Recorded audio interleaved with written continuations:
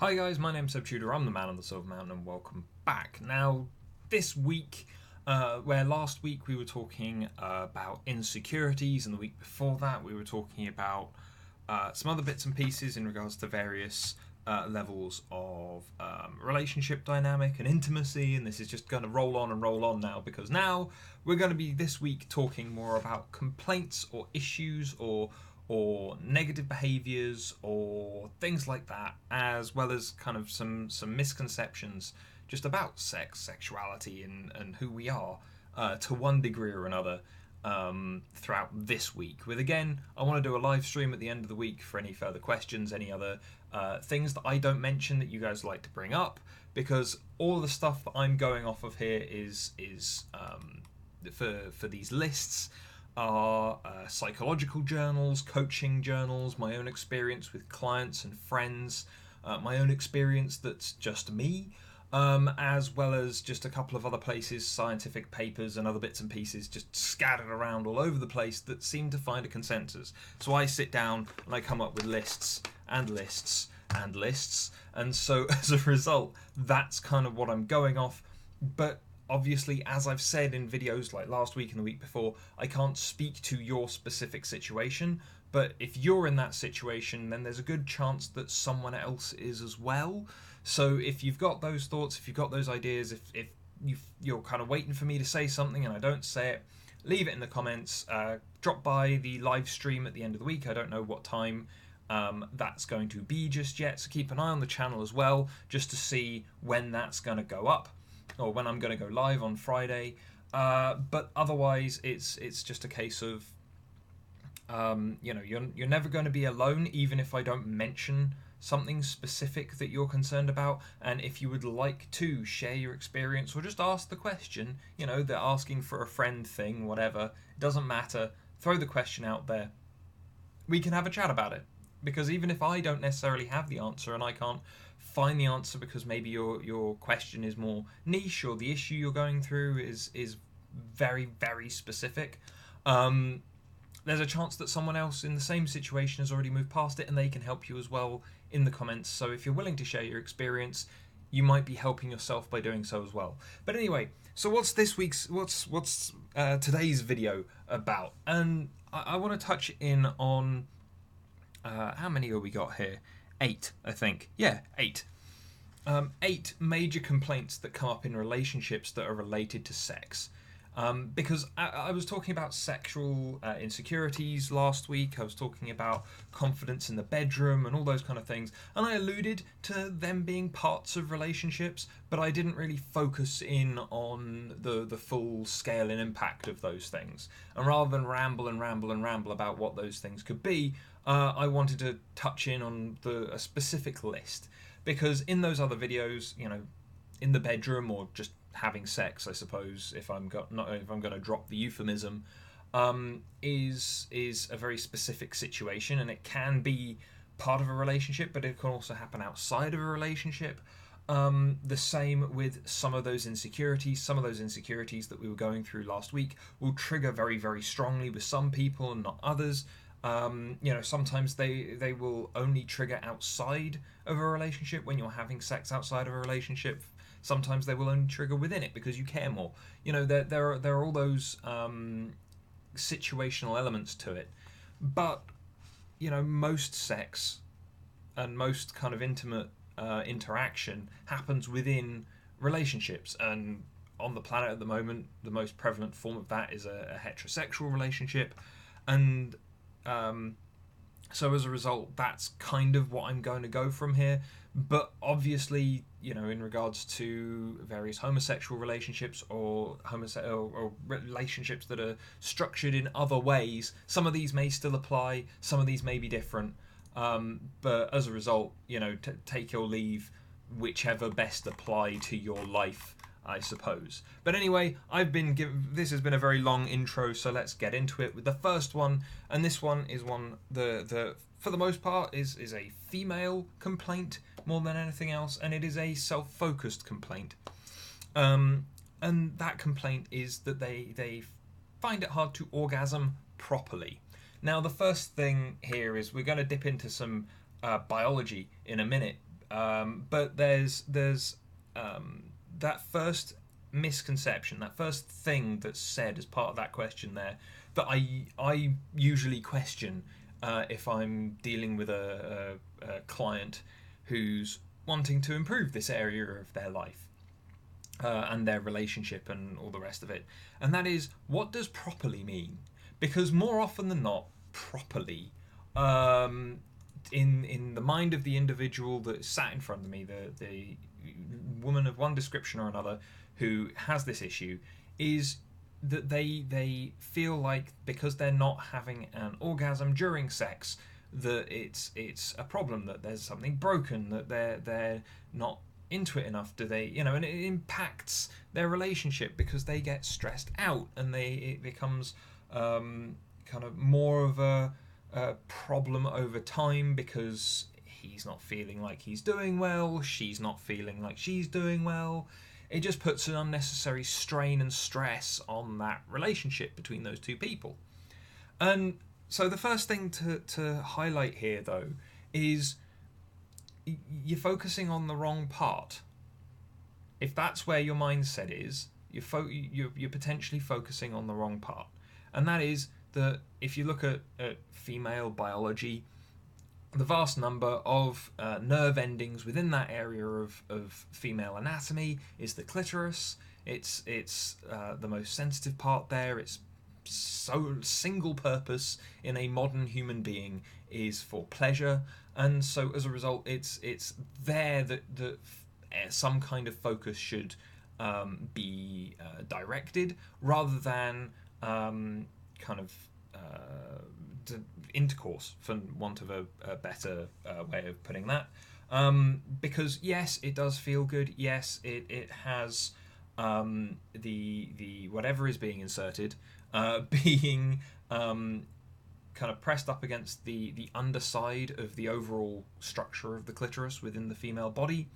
There are nerve endings throughout the rest of the vagina that generate the sensations that you're feeling. However, if there were as many nerve endings that were as sensitive spread throughout the inside of the vagina, a structure within the female body that is specifically there to stretch, considering it has to have a baby pass through it, and there are babies that are quite sizable. It's a case of going, if you had all of those nerves there, then every time, it's already painful enough, right? Imagine how much more painful it would be if you had more nerves there feeling that pain. Yeah, it wouldn't be good for you. And so as a result, the simple way to solve some of these things, there are maybe two or threefold. And the first one is one that I did an entire video about that YouTube didn't like and that I've referenced several times because I'm not salty. And it's a case of take your mindset away from the orgasm. Try and make sure that there's an even give and take in terms of orgasms, but at the same time, sex should be about closeness to the other person. It should be about fun. It should be about feeling good. And, that can still occur if he doesn't come or if you don't come or whatever else. It doesn't matter. It's still a case of you had fun, you got close to that person that you care about, that kind of thing. That would be the first thing that I would say to try and shift, because that way, let's say it's a very heat of the moment, passionate encounter, and one of you doesn't get off. Well, fine, it doesn't matter. You had fun. You had a great time. High five, move on. Yeah? And having that mindset then just goes, okay, well, we're not keeping a tally on each other. We're not holding it against one another when one of us finishes because their body just gives out and the other one doesn't. It's a much healthier way of approaching it. But otherwise, look towards, you can find numerous pages online with sex positions that would allow for greater stimulation. You can find all manner of different sex toys specifically to deal with those kind of situations, or just have the conversation with your partner about what feels good, what you need, and how to make it all work. And something that I can't stress enough on that particular point. Your partner, especially as we're talking about a heterosexual relationship, more so in this than anything else, for this ease and simplicity on my part, to be fair. But with that in mind, your partner does not have the same body as you. Even if your partner was the same sex as you, they would still have different sensitivities and want different things. If you explain it to them, talk them through it, show them, have the conversation with them about what you need relative to what they need and all that kind of thing, that's fine, but they are going to need practice. No one is going to be able to take all of that information on board straight away and go and apply it. Not in an instant, especially when, as said, your body is relatively, not completely, but relatively alien to them in terms of like what feels good to them may very well not feel good to you and all that kind of thing. So, you know, you need to give them the opportunity to practice. And I'm not saying you lie there and relax whilst they just get on with it. But it is a case of, you know, allowing them the time. So rather than jumping straight into sex every single time you guys want to get intimate, you know, slow it down, take some time, have just an entire session of what would essentially be foreplay. Yeah, just allowing them to work it out, giving them feedback, telling them what needs to go right, what's going wrong, and then kind of work your way up to being able to incorporate what they are learning into sex so that it's more just fulfilling for both of you. You know, and yeah, that part does also kind of apply to men because, you know, our bodies are completely alien to one another anyway. But again, men are kind of simple. Or more simple. It's more of just a pumping mechanism that usually gets the job done. So it's not as much of a thing. But obviously, you know, some guys prefer certain types of stimulation over others, and so then their practice needs to take place and all the rest of it. So it's something that can still be transferred. But overall, in regards to the I can't get off properly, that's the way to do it. Those few things, and most of those again just come down to communicating and looking to enjoy stuff rather than looking to perform. So the next one is, this one's kind of a more interesting one because it's more about interests. Who'd have thunk? But pardon me. But the second one is, what if you have mismatched kind of sexual desires? What if you want different things? What if one person wants to spice up the and have more variety in the sex that they're having, whilst someone else, well, the other person in the relationship doesn't?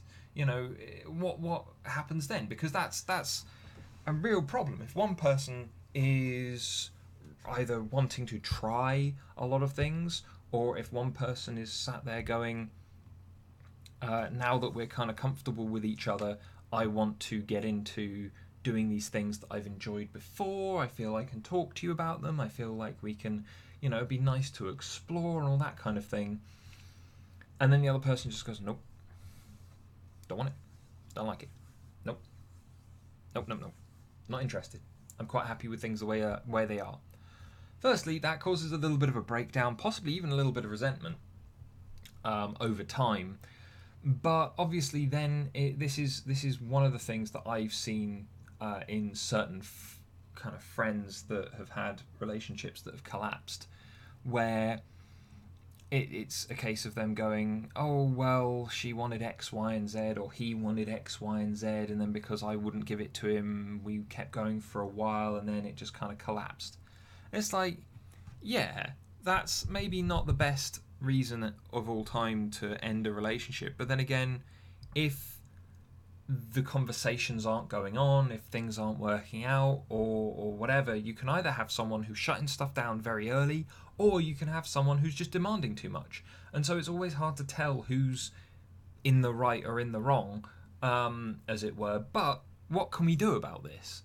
In regards to just kind of mismatched fantasies, the first thing to do is actually just discuss them, because one of the things I've mentioned this already before in one of the videos from last week, I think it was, and that is that in regards to kind of sexual fantasies and things, it's sometimes people who are close expect a certain amount from their partner, and they will expect certain responses, thinking as a result that what their response is going to be different to their partners. They go, oh well, I know them so well, they wouldn't like that, they wouldn't be up for that, and so they get scared of asking, they get scared of talking, or they hint at something, and then because that gets shut down, they don't go any further.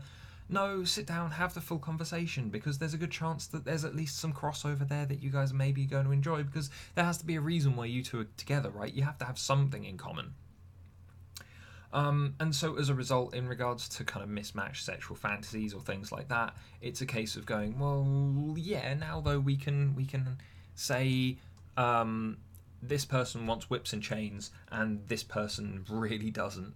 But they don't necessarily mind the idea of being restrained, just whips and chains is way too much. And so as a result, a compromise can be found where they can both enjoy, and limits can be drawn or whatever else.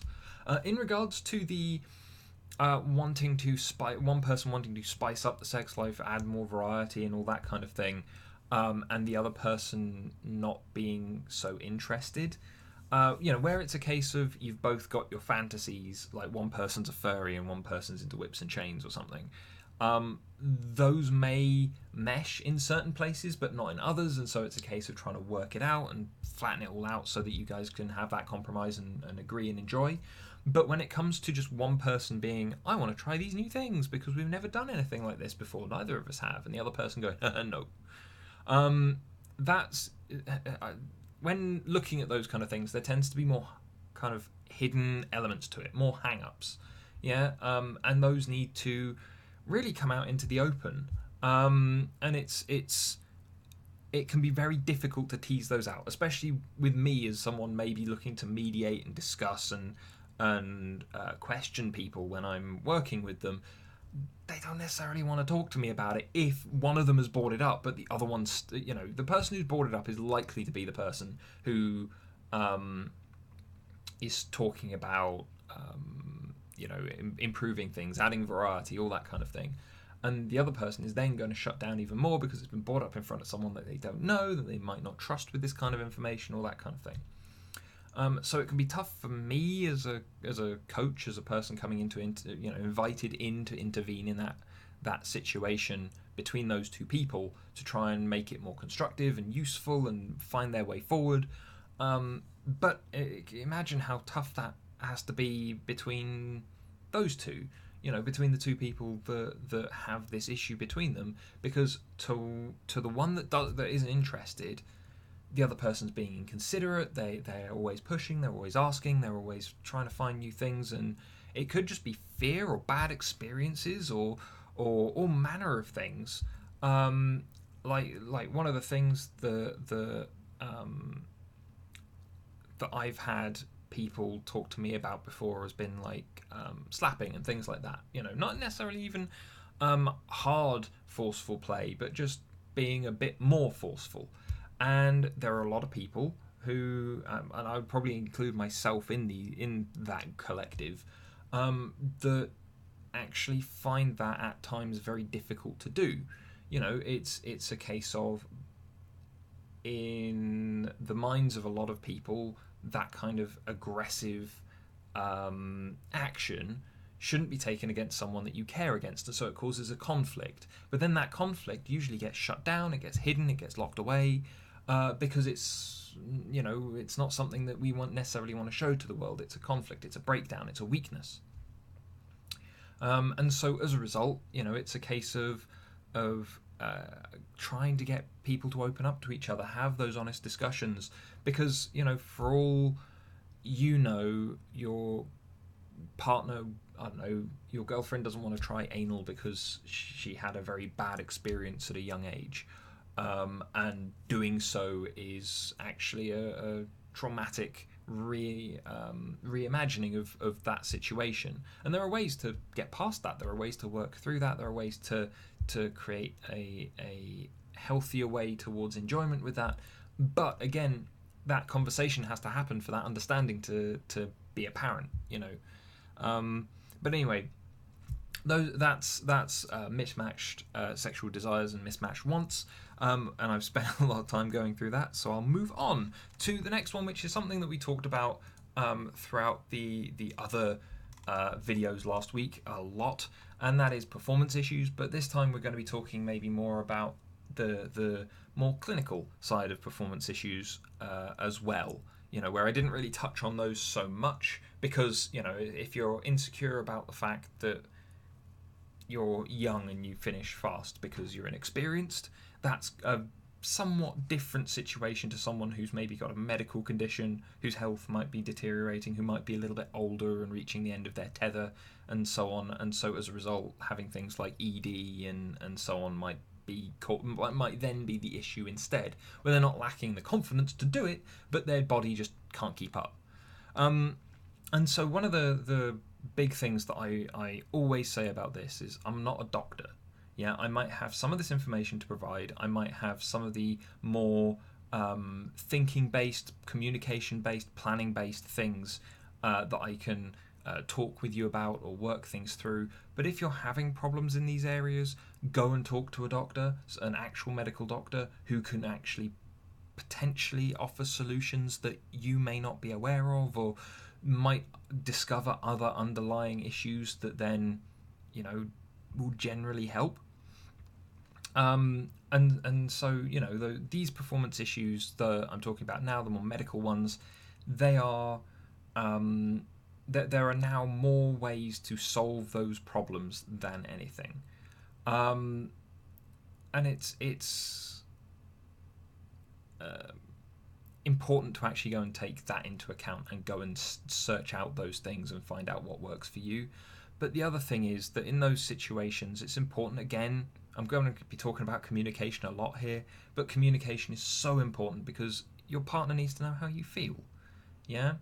Even if you're a young, inexperienced guy and as a result your staying time isn't what you want it to be, doesn't matter. Talk to your partner.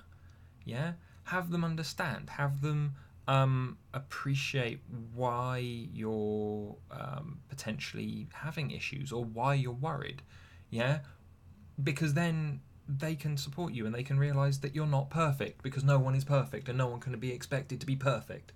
And so as a result of that, they can forgive a little bit of a malfunction every now and again. And the other thing is, take away orgasm as the main objective and change it to fun and closeness, and all of a sudden the performance issues for men in this particular situation that can cause huge strain on a relationship when not talked about, because one of the things that I've come across before was you would have a guy who was having problems, and he was about my age, so he wasn't old, but it was because of some of the medication and things that he was on. He didn't tell his partner that was the reason why, and he was getting frustrated with it himself anyway, and he was talking to his doctor about the medication and stuff, but he wasn't telling his partner anything. And now these two lived together, and as a result they ended up having so much stress and so many problems that then once it came to a head, once it was all spilled out into the open, it was fine. But up until that point, the reason all the stresses had occurred was because he wasn't getting hard, he wasn't able to enjoy sex in the same way anymore, and she was as a result thinking he didn't find her attractive anymore. And so that the lack of communication there was what caused the breakdown over a purely mechanical, physiological fault, as it were. And it becomes a mess if these things don't get talked about and worked out. Now, the next one that I want to talk about is mismatched sex drives, because this is one that we hear about a lot. You'll see this and hear this in every agony aunt column ever. There will be at least one story about this, and it's simple because it's something that comes across a lot. It's something that you will come across a lot, and it's something that as a result experts get asked about a lot. Be they an actual expert, be they someone like me that's a coach that has this as a tangential piece of knowledge attached to the relationship coaching that I do, or be it a random person who's just a supportive kind of shoulder to lean on and a nice ear to talk to in an agony aunt column. Who knows? But there are obviously two different sides to this. So one would be the one that we usually hear, which is from a wife or from a girlfriend going, my sex drive is lower than my husband's. And as a result, she feels maybe that she's not able to keep up with him, or it's a case of her maybe feeling pestered at times because her sex drive isn't at the same level. And yet the thing that stands out here from a more female kind of end of things is that there can be an awful lot more reasons as to why a woman isn't kind of as driven sex-wise as a man. Women have a lot greater association between emotion and sex. Women have a lot greater propensity to shifts in emotional state and behavior, in part due to the hormone cycle that they're on, but also just because they are more emotive and communicative than men on average. And so as a result, it's a case of it could just be a mismatch in communication, or it could be distraction that's causing all kinds of other things. It could be so many different factors on that front. But then also there are another few things that come into play. For instance, one of the things that I've seen a bit of is when people are raised a certain way. There's that socialization where girls are often pushed towards being purer than pure, whiter than white. They are not expected to be sexual. They are not expected to say or learn of sexual things. They are expected to very much not have that part of their life for the longest time. And even those that are more sexually liberal, sexually aware, they will still at times face more reprisal from older people within family, for instance, that will, then because they care about the family, it'll put expectations on them, they'll internalize their own various beliefs, and so they'll lock themselves down. And so, it could be that they've taken on board that they're not supposed to want sex, and so as a result they feel bad when they do, so there are avoidances. It could be that they're shy because they've got sexual fantasies, sexual desires and things like that have always previously been met with negativity, possibly by previous partners, and so as a result opening up about those things so that then they can be more sexually driven, more sexually fulfilled, is a more difficult thing for them to do. But a lot of these things can lead to completely sexless relationships, because women are the ones that ordinarily hold more of the direct control over when sex occurs. If for no other reason than they are the main activity, as it were, in regards to sex. Yeah, men are very simple and easy to please. Women are the focus, though. Breeding is the focus of sex as an activity, and rather unsurprisingly, that's a female-focused situation. And so, as a result of that situation, women are able to gatekeep. This is why we punish people who don't respect those rules. It doesn't necessarily mean that women always initiate, but they always get the final say on what goes into their body or who interacts with their body. And if they don't, then that's why we've got laws against rape and laws against sexual molestation and all those kind of things. And as a result, if a woman shuts down and doesn't have the capacity to communicate, then it can ripple out much further than a guy doing so. And it's a case of, on the part of the woman who is saying that they have a lower sex drive than their husband, and this is a problem. Simply put, you need to open up and communicate some more. Try and engage more with your partner, not in the bedroom, but on how you feel, why you feel that way. If you've got fantasies and things that you're feeling shy about, let them know, because potentially that could be the gateway to so much fun for the two of you. But then on their partner's side, be it a man or a woman, doesn't really matter at this point. It comes down to you need to be patient. You need to be understanding, and you need to be willing to learn.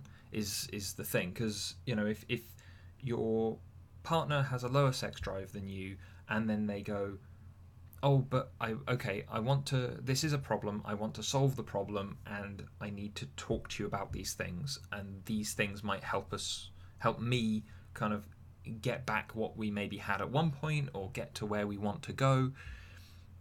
That should be a case of going, okay, let's talk about this and see what we can do, not a case of going, okay, so can we have sex now? Yeah, those are two very, very different responses. One is a completely fine response, one is a terrible response. So that's the way that this has to go, because without the communication, then a lot of the time, especially considering at times we feel very embarrassed about these problems, these complaints, these other bits and pieces. I wouldn't say that they're just flat out insecurities like some of the things we were talking about before, but these are complaints that we have about sex or about our relationship that then we can deal with, but we don't always, because sometimes dealing with it means talking to the person we care about the most and who would be engaged with that stuff with us, and we don't want to seem lesser to them. If your partner is the only person whose opinion matters to you, you don't want to seem bad in any way. But then the other side of this is if a guy has a lower sex drive than his female partner, and this can be so frustrating for a woman, because men are always supposed to have sex, right? And it's about managing expectations on that front, because if she has bought into the idea of, oh, well, he's always going to want it, there's always going to be that expectation there from her that he is going to be up for it. And then it's a case of going, oh, well, he's not. Does that mean there's something wrong with me? Or what's wrong with him? All those kind of things. There's a lot of potential risks and pitfalls there, because you can go from going, oh, well, he doesn't want it, and it causing a collapse, to a moving from there to a very entitled attitude that then just causes things to collapse, because there's no understanding, there's no empathy. And so as a result, it's there can be a lot of different reasons why this is as well, but a couple of them that I've dealt with more personally are things like the guy feels maybe that sex is just going through the motions. It's painting by numbers. It's very simple, very easy, and it's just following the steps. There's no interaction anymore. And guys aren't necessarily known for their super emotive or emotional parts, but we do still have them. And so one of the things that guys look for and kind of depend upon is, we get blue balls far more than the kind of what is it, vascular congestion rather. Conjection would be a very different thing, but it's like with that situation, we seek out sex, and we do have those moments where it's just a case of we get pressure build up and we need to find a release. But when it actually comes to our sex more generally and stuff like that, the difference between us finding release through with a hand, a toy, a random person, is that bonding element with that other person. And if you've got a partner who is just doing it with them in a way that it makes it seem like a chore, or that they say that they enjoy it, but then there's no real evidence of that during the act, no feedback to the guy, no interaction with him. They are very quick to have it done after he's finished or after they've finished. Yeah, that very quick, instant kind of, oh, well, we're done now, time to clean up. When there would be time just to cuddle or just to relax or something like that. In those moments, it seems like there's maybe shame on her part, or just disgust, or that it was just a, oh, well, yep, that's another job ticked off the list kind of thing. And that really drives a guy to create some distance. His sex drive is going to lower because there's not enough to and fro in that interaction, and it can be very difficult at times for women to understand that, in part because a guy might not come out and say it, but also just because there's this expectation that has been around for the longest time that men just want it all the time. And I can, being a man, I can say in a very straightforward fashion, the number of times that I've had to say no, yeah, sure, it's lower than the number of times I have said yes. But at the same time, there are moments like I get horrible headaches, horrible headaches, and the shift in blood pressure as a result of having sex just makes it worse. It makes it so much more painful, and so as a result, there will be times when I'm like, I will be the stereotype who puts in my beard curlers and curls up in bed and goes, no, not tonight, I've got a headache. But it's a case of, there needs to be the communication around that. Hannah knows full well that my brain does not like me sometimes, and the headaches that I get are pretty substantial, even if they don't stop me functioning. And so as a result, it's a case of going, yeah, okay, Seb's dying, I'll leave him to die. And that's kind of it. I maybe get a cuddle instead, or if whatever else is going on, there's the understanding between us of what situations are completely fair game and what situations aren't. And that's the kind of discussion that needs to take place around the male side of things, because if he's being driven away because whenever they do have sex, it causes a problem, it causes him to distance himself because he's being too dependent, he wants too much and she just doesn't seem to be giving enough back for him to say the same of her, so he doesn't want to seem too needy or whatever else. Or if it's less cognitive and it's a case of whenever he's in the moment, whenever they're going at it, it seems like he's basically just another chore for her to do, another thing for her to be done with and dismiss, then he's not going to be as into it. And that could cause everything from the more stressed you are, the more likely you are to ejaculate prematurely, lose your erection, all those kind of things as well, which also then lends to, oh, well, if it's a negative situation where that stuff's going to happen, I'm just going to avoid the situation. But anyway, moving on. One of the next ones I want to talk about is about passion.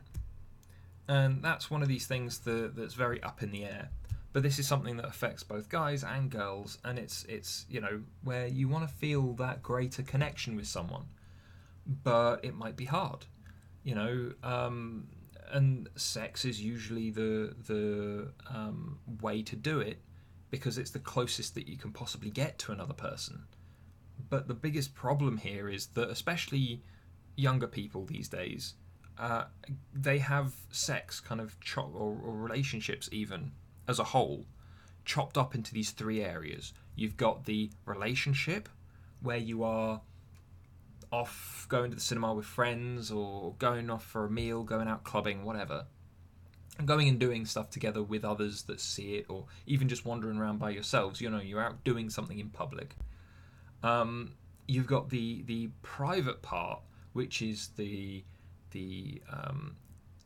not safe for public displays of affection level of intimacy and all that kind of thing. And then you got sex, which is taught very mechanically and doesn't have an awful lot of focus on how it fits into the rest of life.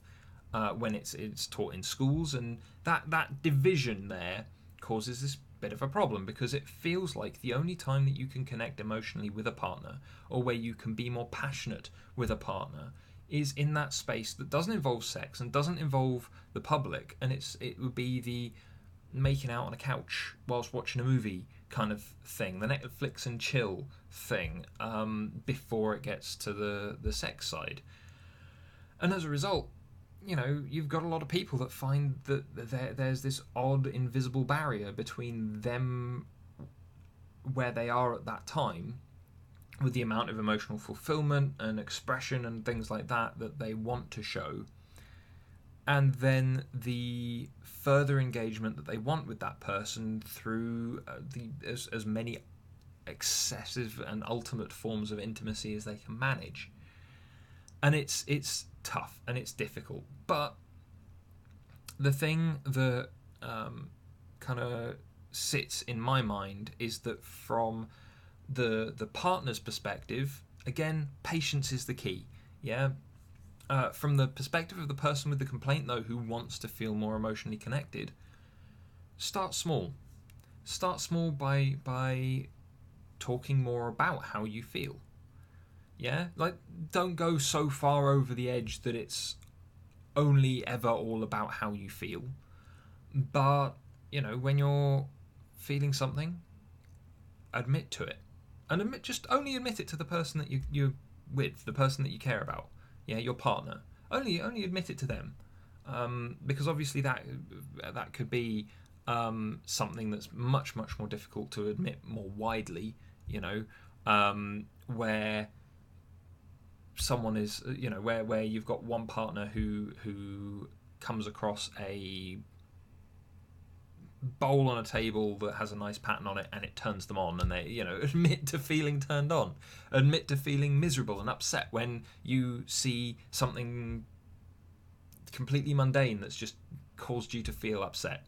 Yeah, go and admit those things to them. Open up a little bit more, because then that's going to foster more opening up between the two of you, and that will spill over. As I was saying in videos last week, you've got these situations where you're going to have other areas of your life, like confidence, spill over into confidence in the bedroom, confidence in the workplace, because even though it's confidence in different situations, it all comes from one reservoir, it all comes from one power source that's just inside you, and it's there. You just need to make sure that all the doors are open so it can reach all those different areas of your life that you want it to be used in.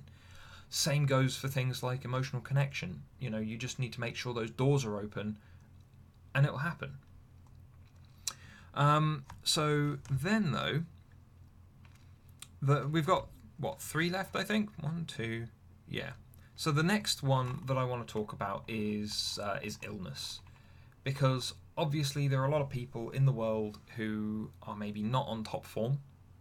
There are a few other YouTubers that I've seen who've talked about their experiences with sex and with intimate relationships whilst they've still had disabilities, or after they've had operations and things like that have affected them in some quite significant fashion. And it's a case of going, okay, so a partner is ill or not in the best state, and they still want to remain sexually active, and the other person is, in theory, completely healthy in this scenario. And in which case, it's the person who is sick, the person who is not on top form, needs help. Yeah? And the help, I don't mean help in terms of medical help and all the rest of it. Hopefully they've already got that if they are not well. But they need help to achieve these things. And they will feel helpless. They will feel like if they can't manage things necessarily all by themselves, they will feel upset and saddened by the fact that they feel so helpless. At one point they were able to work with you on the same level, and now they aren't. And there are a lot of things that doctors can suggest for this, but again, communication, understanding, patience, these are the things that need to be employed here. But the other thing that I want to say on this one, more so than anything else, is when it comes to uh, people who are maybe are not on top form, can't manage all the time, stuff like that. One of the questions that I would ask is, are you with that person because they are um, because of the sex or whatever else, or are you with that person because you are with that person because you care about them? You know, which comes out on top there? Because if the person comes out on top, the patience, the understanding, the taking measures, the supporting them when they're talking to a doctor about these things, because it can be embarrassing there as well. You know, all of those things, those should come more easily if you want to be with that person. If though you kind of have to ask that question of yourself and you go, actually, I was only here for that one thing, or that one thing and a couple of other things, you're not in a good you don't care about that person enough to be in a good position to then help them, and that then becomes a much more difficult situation to then discuss and work around, and ideally for yourself find a way out if you're a person who is there for one reason and that one reason has basically started to disappear. It's something to keep in mind, because you're not helping anyone if you're stuck in that situation, because you're preventing that person from having a good idea of what their life will be like after they've managed whatever recovery they can manage, provided they can recover. But also, you're not helping yourself. You're kind of tying yourself into a crappy situation that you will only do harm in. So the next one, though, is kind of related to that, and this is something that I wish I hadn't heard so much of, but obviously I'm in my 30s. Most of my friends are approaching their 30s or in their 30s or older than me anyway, to one degree or another, and so as a result, babies, children are a thing that keeps coming up. The number of children that get shared as pictures on Facebook every day is quite substantial. And the thing that stands out here is that, rather unsurprisingly, the one of the big complaints within a relationship that puts strain on the relationship as a result of children is the sex isn't the same, and that the couple want to go back to sex being the same. And now this is the thing. Firstly, there are a whole load of things that doctors will suggest in regards to things like Kegel exercises and whatever else, toys and so on and so forth, that can be used to kind of make up for anything that has changed. But the other thing that stands out here is this is about, again, managing expectations.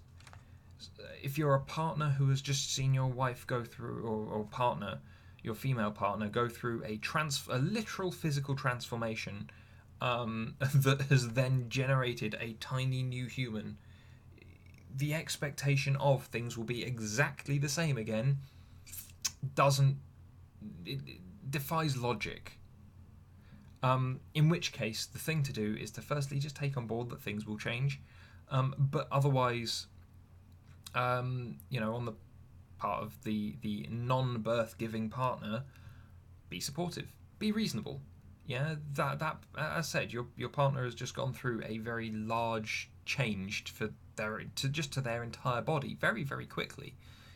We take years to reach our maximum height. We take years to go through puberty. This person has, in less than a year, has developed an entirely new life inside them. Their body has gone through a crazy set of changes, and so be nice. Take the time, slow things down a little bit more. Look for in regards to sex and how to take the pressure off. Look for other ways that the two of you can enjoy. Remember, it should be about fun. It shouldn't just be about orgasms. So, look for other ways that the two of you can enjoy sexual time together, rather than being purely focused on intercourse by itself. It doesn't help anyone when there's that sole needle point focus on just intercourse. That's what got you in this situation in the first place. So look for other ways around it, and discuss, because obviously, her body has just changed, and if you're the person who has just had the child, firstly, congratulations, but secondly, open up, talk about how it feels, talk about what's changed, how you feel things have changed, talk about your worries and concerns, because all of those can then help inform what you try next, what you do next, how you continue to be sexual, even during the time, not necessarily immediately after, but straight after, when you're just getting back to this new form of normal with this new tiny person that you're caring for in your life as well. You need to both open up and be very straightforward and agreeable in regards to how you move forward with this, and be logical. Big changes have just happened within one person's body. Don't start just expecting the everything to return to normal as soon as it does. It took 9 months to get here. Probably expect another 9 months of trying to work stuff out afterwards. Yeah?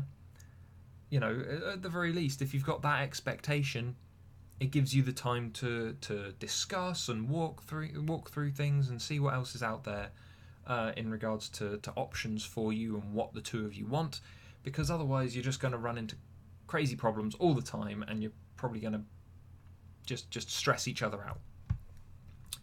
Now, the very last one that I want to touch on is one that I've not actually really dealt with in regards to clients before. I've only had a couple of friends that have gone through this, and so I'm relying much more on some of the information that I have looked through, read through, been sent to go over this. But I feel like this one is very important, because it kind of cascades through all of those other things that we've just talked about, because a lot of those other things can kind of happen in any of the stages of intimacy that we were talking about before. But this one is specific to marriage, to being kind of in a voluntary or voluntarily created position where you are kind of locked in with another person to one degree or another. And as a result, there are so many complaints. Again, you'll see these from agony aunts and talked about all the time by various therapists and whatever else, other coaches like me, in regards to people being stuck in a sexless marriage, people being in a low to no sex marriage, that they don't have that release anymore. And more often than not, it's due to just being stuck, distracted at work, running around after children, trying to be kind of trying to run as effective as a household as possible. And as a result, there's usually one person that will initiate sex more than the other, but the person who's initiating sex may very well be run down. They may very well be tired. Or the person that's usually accepting of that initiation may very well be tired and not be on board with it. And so, a lot of situations, it'll be the non-initiating partner, the person that usually just says yes. They'll be waiting to say yes, but the other person won't be trying. They won't be starting anything. And so as a result, it just causes this cycle of one person waiting and one person not feeling it. So, the way to solve this, from what I've read and what I've seen, is, looking to reevaluate the position on sex that you guys have. Because obviously, this sexless situation, it also means that there's a lack of closeness now, where before there was a lot more, because if children have been created or whatever else, or if marriage has happened, you would assume that the sex has happened up until that point, or whatever. It becomes a case of you've probably developed your patterns, because even if you're being spontaneous, even if you've got a lot of variety in your sex life and all that kind of thing, you're still going to have your patterns. You're still going to have the time of day that you're more regularly going to do it. Even if you've not taken note of it, it's probably going to be there. And all those kind of things. And so opening up to more vague statements, more vague discussions about when you're having sex, what you want to do whilst having sex. You know, what are you what are the kind of fantasies and things that you're going on, and talk about them vaguely, talk about them openly, yeah. Talk about them in a more fantastic way. Incorporate an interest in sex into your life rather than just sex being a thing that the two of you do in the moment. And that way, you know, it makes it takes the pressure off, and it opens up the discussions to be had a little bit more. You know, and chances are there's no one necessarily at fault, because, as said, you're probably both busy. The world is a crazy place. You're probably going to be busy all the time. But you know, the sex life has to work between the both of you. You know, there's no two ways around that. And the way to do that is probably by, I don't want to say trivializing it, but making the discussions that you're having around it more novel and more regular. Because that way, the more novel discussions you're having, it takes the pressure off. The more regular the discussions, the more fresh it is in the mind all the time. And be open to a bit of change, because that bit of change could be the thing that saves the sex life behind the marriage, as it were, or behind the long-term relationship, even, you know, whichever way round it works. But anyway, guys, those are the 8 points. I think I've got through all of them. I don't think I missed any of them. If I did, then fine. I'll address it later. 1, 2, 3, 4, 5, 6, 7, 8. Yep, no. Yep, got them all. Cool, I did it right. Anyway, guys, this has turned into actually a bit of a longer video than I expected it to be, as it's nearly an hour, so I hope it's useful, I hope it's helpful. It's actually got quite warm in this room whilst I've been doing it, but really just because I've been talking so much. But otherwise, guys, I'd love to hear, again, if you've got any other points, any other complaints that you have in your relationship, or whatever else, drop them down in the comments. Come and see me on Friday in the live stream, and we can go through them. I can either make another video or we can chat about it. With that ever so slight delay on the live stream. But otherwise, guys, I hope you found it interesting, hope it's useful, and otherwise, thank you very much for watching, and I will see you in the video later. Take care. Thank you very much for watching, guys. If you enjoyed this video, found it interesting, then please drop us a like, share this video, and subscribe for more, and I'll see you in the video later. Take care.